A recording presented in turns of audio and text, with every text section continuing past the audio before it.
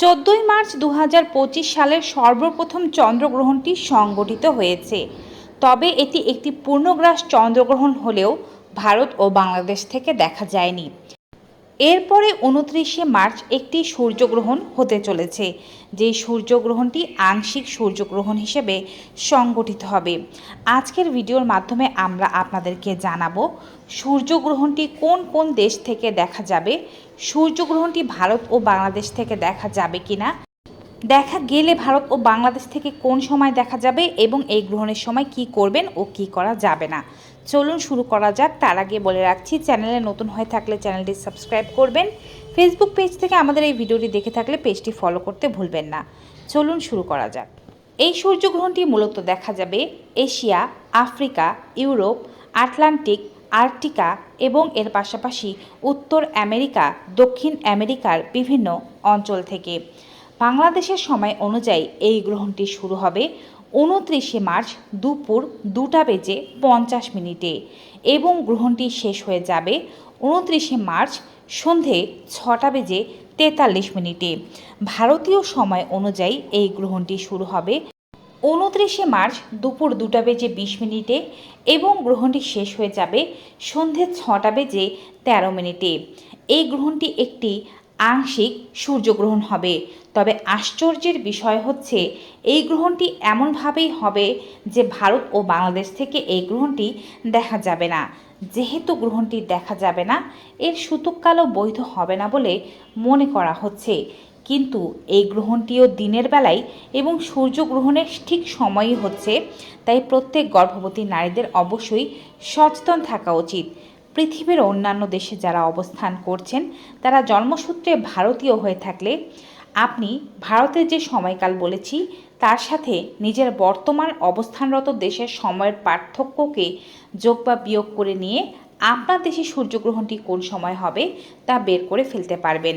আর যারা বাংলাদেশে জন্মসূত্রে এবং বর্তমানে পৃথিবীর অন্য কোনো দেশে রয়েছেন তারা বাংলাদেশের যে গ্রহণের সময়কাল বলেছি তার সাথে নিজের বর্তমান অবস্থানরত দেশের সময়ের পার্থক্যকে যোগ বা বিয়োগ করে নিয়ে নিজের দেশের সূর্যগ্রহণের সময়সূচি বের করে ফেলতে পারবেন।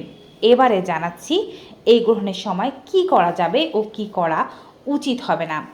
এই গ্রহণটি একটি আংশিক গ্রহণ হলেও গ্রহণের বেশ প্রভাব থাকতে পারে।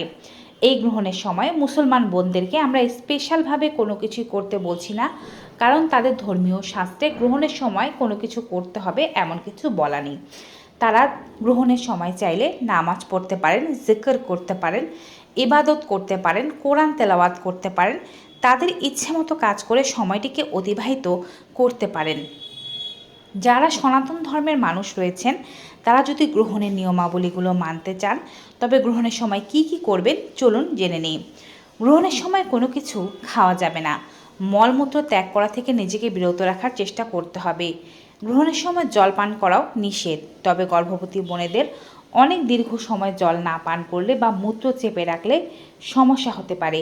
তাই খুব তেষ্টা পেলে অথবা যদি আপনার খুবই বেশি প্রস্রাবের বেগ আসে সেক্ষেত্রে এটি ক্লিয়ার করে ফেলাই ভালো। গ্রহণের সময় বাসার বাইরে যাবেন না। গ্রহণের আলো যেন আপনার শরীরে স্পর্শ না করে সেদিকে বিশেষ খেয়াল রাখতে হবে। প্রয়োজনে ঘরদোর পর্দা দিয়ে দিন। গ্রহণের সময় সূর্যের দিকে সরাসরি তাকাতে যাবেন না। এছাড়াও গ্রহণের সময় আপনি অবশ্যই কোনো কিছু কাটা, ছেঁড়া, সেলাই, বোনাই এই ধরনের কাজ করবেন না এবং আপনি হাত পা মুড়ি করে শুয়েও থাকবেন না। শুয়ে থাকতে ইচ্ছা করলে হাত পা টান টান করে লম্বা হয়ে শুয়ে থাকবেন।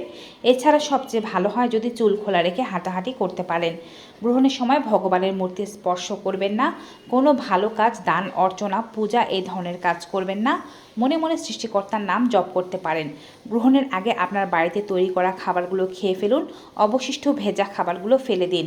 শুকনো খাবারগুলোতে তুলসী পাতা দিয়ে রাখুন এবং জলের পাত্রগুলোতে তুলসী পাতা দিয়ে রাখুন। গ্রহণের আগে ঘরদোর পরিষ্কার করে নিন। গ্রহণের পরে আরও একবার ঘরদোর পরিষ্কার করে নিন। ভগবানের ঘর পরিষ্কার করুন, নিজে স্নান করুন এবং গুরুজনদের আশীর্বাদ নিন। গ্রহণের সময় চিৎকার চেঁচামেচি বা কোনো ধরনের ঝগড়া এই ধরনের অশান্তি করবেন না, এতে করে কিন্তু আপনার অনাগত সন্তানের ক্ষতি হয়ে যেতে পারে। গ্রহণের সময়কাল পার হয়ে গেলে আপনি আপনার দিনের স্বাভাবিক কাজকর্মগুলো শুরু করতে পারেন। তো ভিউয়ার্স, এই ছিল গ্রহণের কিছু নিয়মাবলী। আজকের ভিডিওটি কেমন লাগলো কমেন্ট বক্সে অবশ্যই জানিয়ে দেবেন।